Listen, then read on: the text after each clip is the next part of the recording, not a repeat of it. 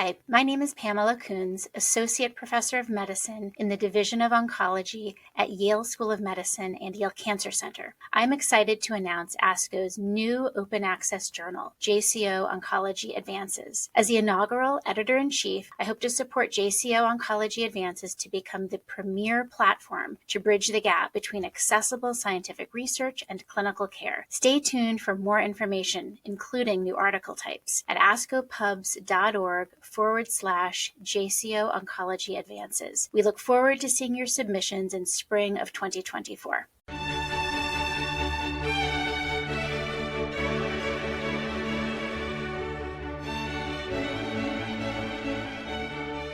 This JCO podcast provides observations and commentary on the JCO article, Clinical Significance of Circulating Tumor Cells, including cancer stem cell-like in peripheral blood for recurrence and prognosis in colorectal cancer patients with Duke stage B and C, by authors Hisae Iinuma et al. My name is David Ryan, and I am Clinical Director of the MGH Cancer Center and Clinical Director of the Gastrointestinal Cancer Center at the Massachusetts General Hospital in Boston, and Associate Professor of Medicine at Harvard Medical School. My oncologic specialty is gastrointestinal malignancies. Our ability to detect cancer within the body is still fairly primitive. On routine imaging studies, by convention, we don't call a nodule suspicious for cancer unless it approaches 1 centimeter in size. Yet this 1 centimeter nodule of cancer represents at least 1 billion cancer cells. It's no wonder that conventional imaging is nearly useless as a screening tool, gives only rough estimates of stage, and yields incomplete response information. If only we could detect the presence of cancer in the bloodstream, we could transform prevention, staging, prognostication, and treatment. Thus, the detection of circulating tumor cells, CTCs, or at least their gene products, holds the hope of the next great leap forward in cancer care, and it affects almost all aspects. While on the surface, this may sound relatively easy to accomplish, the science of circulating tumor cells is much more complicated. Which cells do we want to detect? Cancer cells share many of the same characteristics of normal cells, and figuring out cancer cell from normal cell with a high sensitivity and specificity has proven challenging. Decisions regarding which engineering platform to use and which markers to identify the cancer cells from normal cells come with unexpected trade-offs. Currently, there are two major ways of detecting circulating tumor cells. First, immunologic assays that exploit tumor-associated antigens and capture the cells in the bloodstream. And second, PCR-based molecular assays exploiting tumor-specific transcripts. The advantage of the immunologic assays is the capturing of the specific cell that can provide prognostic information, but also may yield important clues regarding specific characteristics such as genotype and pathway up or down regulation. Investigators long have desired to obtain an, quote, easy, unquote, biopsy. The advantage of the PCR assays is that the avoidance of any of the engineering pitfalls that occur with the immunologic assays, and also the reliance on mRNA transcripts rather than tumor-specific antigens. The major disadvantage of the PCR assay is that nothing can be learned about the specific cancer cell. That is, it's not like an easy biopsy. Another difficulty in recent years involves the emerging science regarding cancer stem cells. Namely, which cancer cells do we want to detect?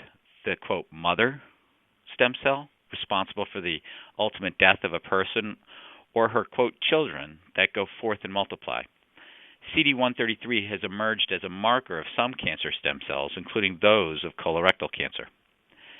In this JCO article, Iinuma and colleagues evaluated the importance of a new circulating tumor assay in patients with stage 1 to 3 colorectal cancer.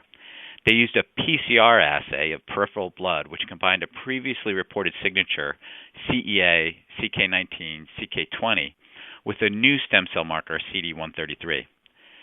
Patients were considered to have the presence of circulating tumor cells if preoperatively they had mRNA in peripheral blood containing the combination of CEA, CK19, CK20, and CD133, or CD133 alone. They postulated that the inclusion of CD133 mRNA in the peripheral blood would narrow the search to circulating colon cancer stem cells. In the initial training set of 420 patients, the multi-marker group of CEA, CK19, CK20, and or CD133 showed the highest sensitivity, specificity, and positivity over any single marker. A validation set of 315 patients was then evaluated. It is important to note that all stage 3 patients received 5-FU and leucovorin according to the Roswell Park schedule. Stage 2 patients did not receive any chemotherapy. Rectal cancer patients presumably did not receive radiation therapy, but the authors do not comment. The presence of circulating tumor cells as defined by this combination marker was associated with worse overall prognosis in stage 2 and stage 3 patients. The results were similar for both colon and rectal cancer patients.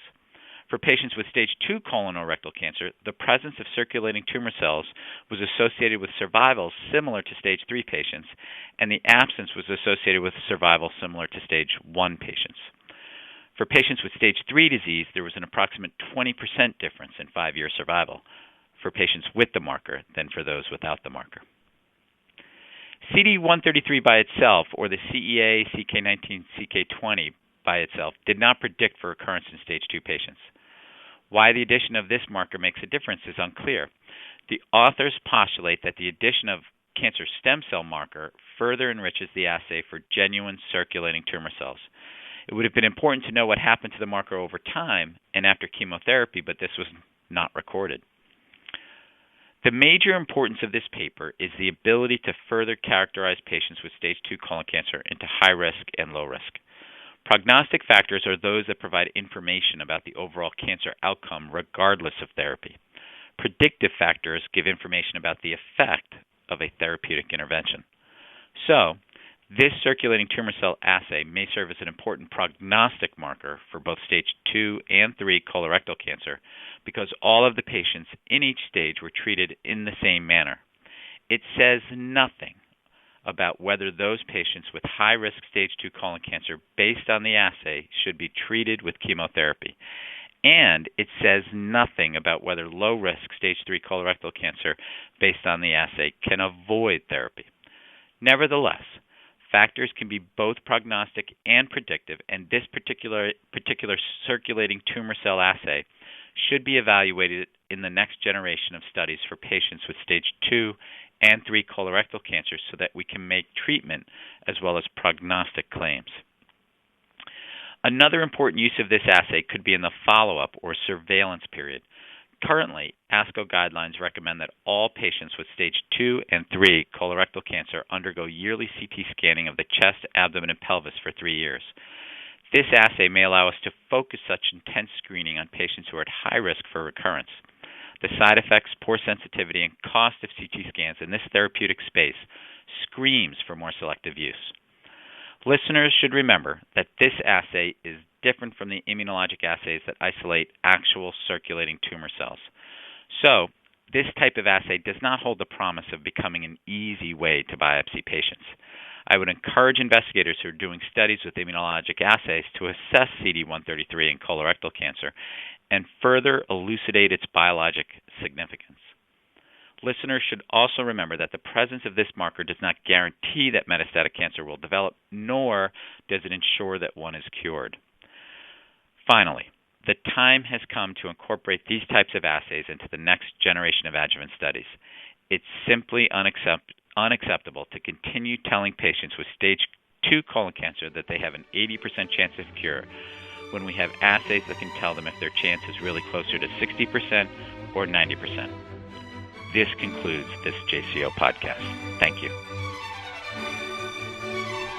For more original research, editorials, and review articles, please visit us online at jco.org. This production is copyrighted to the American Society of Clinical Oncology. Thank you for listening.